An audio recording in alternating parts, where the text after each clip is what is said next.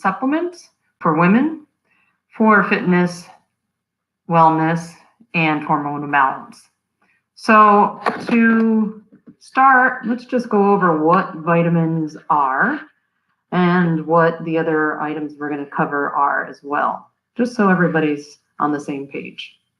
So we have essential vitamins, meaning that your body doesn't produce them, so that you need to get them in through food. There are 13 essential vitamins: vitamin A, C, D, E, and K, and then all the B's. Out of those, vitamins A, D, E, and K are fat-soluble vitamins, and they are stored in your fatty tissue. Then we have minerals. And the difference between vitamins and minerals is that vitamins come from organic molecules, organic compounds, such as plants, and minerals come from inorganic compounds, such as rock or soil. And these, the necessary minerals are essential for metabolism and nutrition as well. These are calcium, chromium, magnesium, iron, potassium, sulfur, salt, and zinc, or sodium, actually. We're also going to touch on amino acids, and amino acids are the building blocks of proteins. And there are 9 essential amino acids that the body does not produce. Adaptogens is also going to come into our conversation. And adaptogens are natural substances like herbs and roots, other plant material, that help the body adapt and normalize under stress.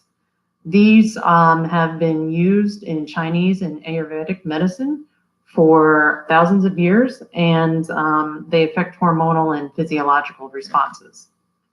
So, to start, we're going to talk about fitness, physical fitness.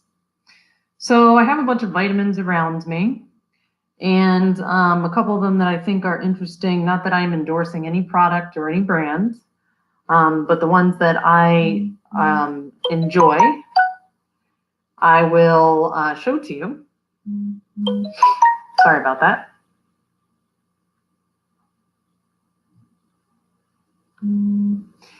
Okay, so in fitness, we will want to include the vitamin B complex series, and you can get vitamin B complexes pretty much anywhere.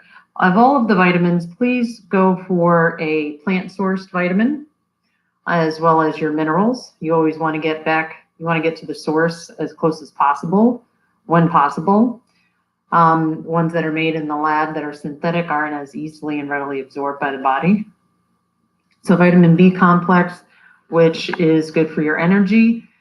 You can find vitamin B in milk, or in fish, eggs, milk, and poultry.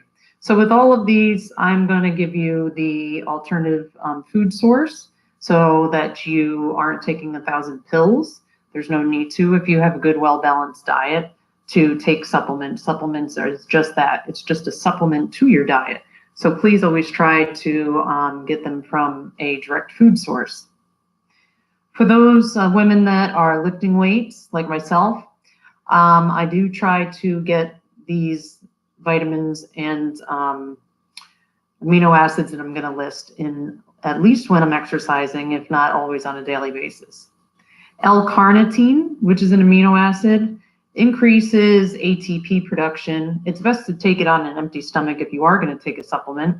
But if you want to get it from a food source, you can get it from meats, nuts, seeds, and veggies. CLA, or conjugated linoleic acid, is considered a fat burner in the fitness industry. It helps boost your immune system and supports cellular structure. You can get this from grass-fed beef and dairy. So those of you that are vegan will need to take this as a supplement. It is an omega-6, and it's a fat-soluble amino acid. Creatine is excellent for muscle retention and increasing strength. There are thousands of studies that have been done on creatine and its safety. It is a very cheap supplement, and I strongly recommend it for those of you who are working out. And you can get that in its natural food source from organ meats. So again, if you are a vegan weightlifter, then you might want to supplement. I supplement in addition because I don't eat a lot of organ meats. Branch chain amino acids. There are 3 basic branch chain amino acids, and if you buy a supplement form of branch chain amino acids, more than likely it will have all 3 of these in here. It's L-glutamine, the iso and L-leucine, and L-valvoline. Another amino acid that's essential for a couple different things, including building neurotransmitter connections, as well as, hi Hillary, as well as your thyroid production. It's a thyroid builder. It works with iodine. This is L-tyrosine. This is not a typical brand that I use, but it is one that I'm using currently. And you can find this in its food source from dairy, meat, nuts, and beans. It is a good antioxidant as well as the next one I'm going to mention, which is alpha-lipoic acid. You can find that in spinach, broccoli, and potatoes. Also, an amino acid is NAC, which is a detox regulator. And I've been using this brand, Doctor's Best, for a while. It's a very good antioxidant, as well as an anti-aging, a recommended anti-aging supplement, because it's a precursor to glutathione, which is a strong antioxidant and detoxer. So for wellness, that's all I have for fitness. For wellness, these are what I recommend. I have a recent post about getting out in the sun and vitamin D3 and how important it is. So I'm going to start off with vitamin D3, but all you have to do is go outside. If you live where it is cold, or that the sun doesn't come out as often, I recommend supplementing. If it's the wintertime like it is now and you live up north, I would start with 5,000 IUs. But again, you want to check with your healthcare professional. You could supplement as much as up to 10,000 IUs. Magnesium is a vitamin that actually it's a mineral that we are very widely deficient in, and it's very important. Therefore, I strongly suggest that you look at this one as being supplemented into your diet, though you can get them from magnesium from nuts, legumes, bananas, and greens, but it helps with sleep, restless leg syndrome, and bone health. And again, it's a mineral that very commonly is found to be deficient. Chromium is another mineral, and that helps support blood sugar metabolism, or carbohydrate metabolism. It helps regulate blood sugar. And you can find it in beef, broccoli, green beans, and other greens like that. Fish oil, and I will show you this one. Try to find fish oil that is sourced responsibly and hasn't been sitting on the shelf for a long time because it will go bad. And look for one that has the omega or the EPH and DHA, omega-3, like this one. It's from salmon oil. Or you can eat salmon 3 times a week, or any kind of fatty fish from cold water. If you're going to eat salmon, which I love salmon, look for wild salmon as opposed to farm-raised salmon. Vitamin C. Vitamin C is important for your immune response, your skin, your heart, and you can find it in a lot of fruits, chili peppers, rose hips, which I have some here. If you don't know what rose hips look like, it is from the rose plant. It is the seed in the rose plant, if you can see that there. And if you're going to use the rose hips, which I am drinking some of my home brewed tea right now because I'm feeling a little under the weather, I put rose hips into it. And what you have to do is because these are dried. You need to get them in some hot water and kind of squeeze them. You don't want to eat what's inside of them because it's it can affect the back of your throat, but you just want to be able to get the goodness out from rose hips. Very high in vitamin C as well as thyme. Pre and probiotics. I have mentioned pre and probiotics before, and the ones that I currently use on another live stream. You don't have to take probiotics necessarily if you are eating yogurt on a regular basis that have live cultures.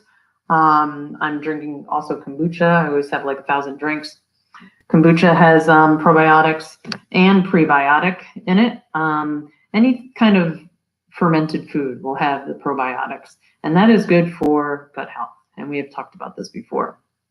Also, taking a good multivitamin that has minerals from a raw food source is one way to get most of these vitamins and minerals into your diet if you're not sure that you get them in through your food. Okay, so moving on to balance herbs and adaptogens. Most of these are adaptogens because of the very nature of adaptogens, as we spoke about earlier. And you can get some different blends. I got this from Lucky's. This is a stress ease, and it has rhodiola, ashwagandha, lemon balm, passion flower, bacopa, holy basil, all good stuff in it. And again, adaptogens work to normalize your hormonal response. But specifically, shatavari is a hormonal harmonizer. That's what they call it. And rhodiola, which is in here, though this is for stress management because adaptogens work as your body needs them. It can also work to increase energy because stress takes a lot of it'll zap your energy. So it helps to normalize and can give you an increase in energy. Shijandra fruit, a little caught on the tongue there. That is good for your liver and GI function. Ashwagandha, as I mentioned, is a good calming adaptogen, as well as rhodiola, which I also mentioned. Reiki mushrooms, it is an adaptogen, even though we've been talking mostly about herbs. And what I did was I picked up a couple of different ways to get there's reishi, cordyceps, chaga. These are all mushrooms that you might have seen. And for Sigmatic, these are all little samples, but they make all these different elixirs.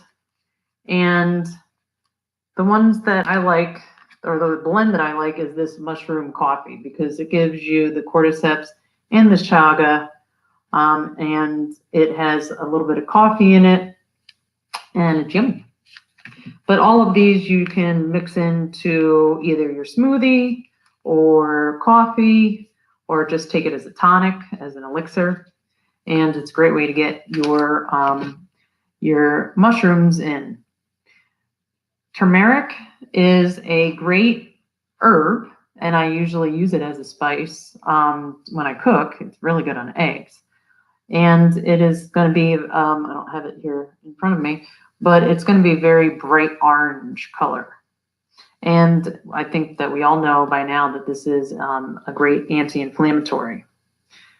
For hormonal response, DIM is a great balancer, and you can find it in most of the hormonal supplements as an ingredient, as well as Dong Quai. And Dong Quai is considered to be women's ginseng.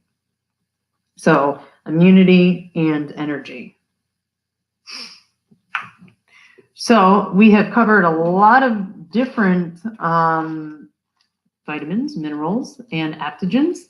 And I also just wanted to share with you astragalus and elderberries, which is good to have around flu season, or if you're not feeling too hot like I am right now. This is astragalus. You can just chew out. Or you put it in soup. You can put it in your tea. I put it in the blend that I made Here, if you can see, it's very dark. You can see the color of that there. Well, maybe not. I'll end up spilling it on my laptop. But it's very dark because, let me take this on my mouth, because I have elderberries in it. And the elderberries are very dark, dark color. And elderberries, I'm sure you know, is very good with building immunity and helping your immune system ward off ailments. So I brewed myself up a batch of elderberries, rose hips, star anise, calendula flowers, chamomile flower, and probably like 10 other things that I'm not, nettles, a little bit of peppermint, a bunch of other stuff that I'm probably forgetting. Sure there's hyssop in there because my throat was hurting, a little scratchy, so the hyssop helps when you have a cough. So all of these types of herbal blends and what I consider supplements, though they're not all supplements that we spoke about technically, I help my one-on-one clients within my 3-month program.